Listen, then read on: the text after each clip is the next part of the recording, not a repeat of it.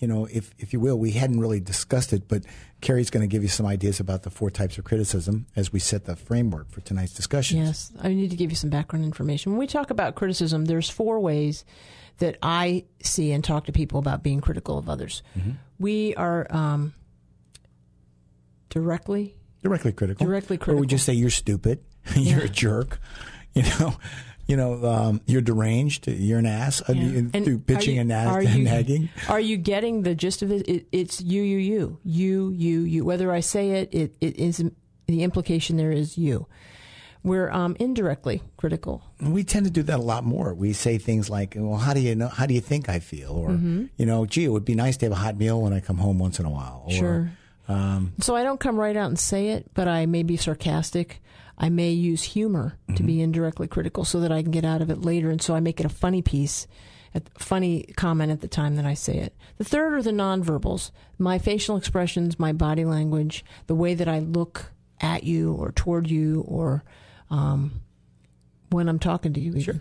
All that And that idea of nonverbals has to do with you do communicate by your body language and facial expressions. I mean, haven't you been in front of someone and you can see by the way they're looking at you that they're not having a good day?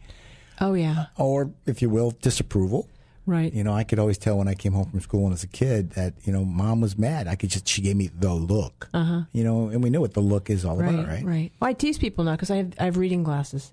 And so when I have to put them on, I put them on and I'm reading, and somebody may come in and talk to me, and instead of raising my head and looking at them, I'll look over my reading glasses. And I remember my first grade teacher doing that.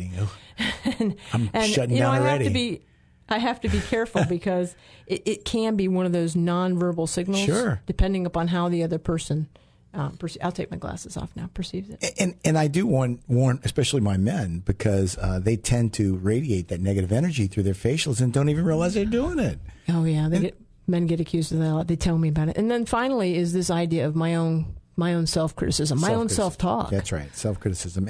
And we do critique ourselves in such ways that we begin to feel that we can't do things. We can't keep our own things. list of where we think we fail and where we think we're weak and where we think we aren't doing well.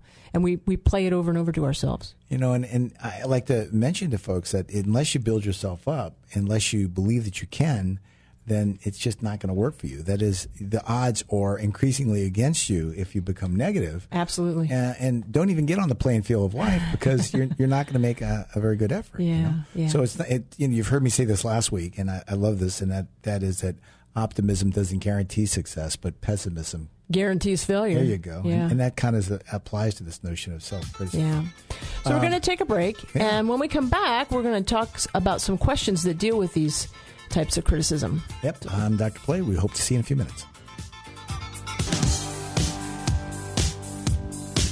Hey, welcome back. I'm Dr. Play. And I'm Carrie Play. Today's topic is criticism, and I want to remind everybody that when we think about that word criticism, I need you to back up and realize that critics are something that we all use. I mean, we went to a movie recently and we looked up the movie reviews, and that's what a critique is, right? Yeah. And there was people get paid to critique. I'd like to be one of those people. and when people are positive in their critiques, especially movies, we tend to go see them.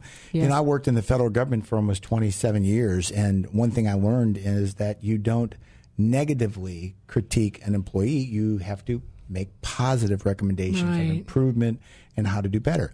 And in today's topic, that's what we're trying to do. We're trying to give you that notion of not just what criticism is, direct, indirect, nonverbal, and self-criticism, but we're also trying to give you some insight about constructive versus destructive criticism. Right. And I got to throw this out at you because I'd written this in one of my notes, and it says, your best friends are those that allow you to feel good about yourself, and they encourage you to improve and grow. Right. They give you positive criticism, encouragement, and at the same time give you positive strokes. Sure. Now, when you think about those statements about your good friends, think about those that aren't your good friends, and they do just the opposite. Right. They don't allow you to feel good about yourself. They point out everything that you've ever done wrong. Right. There is no notion to improve or to grow, and it's all about scorecarding, if you will, bringing up the things that you've done in the past that are bad, and then reminding you of them. Right. So, we're going to be talking about... And I'm not likely to keep those people in my life because they don't meet any of those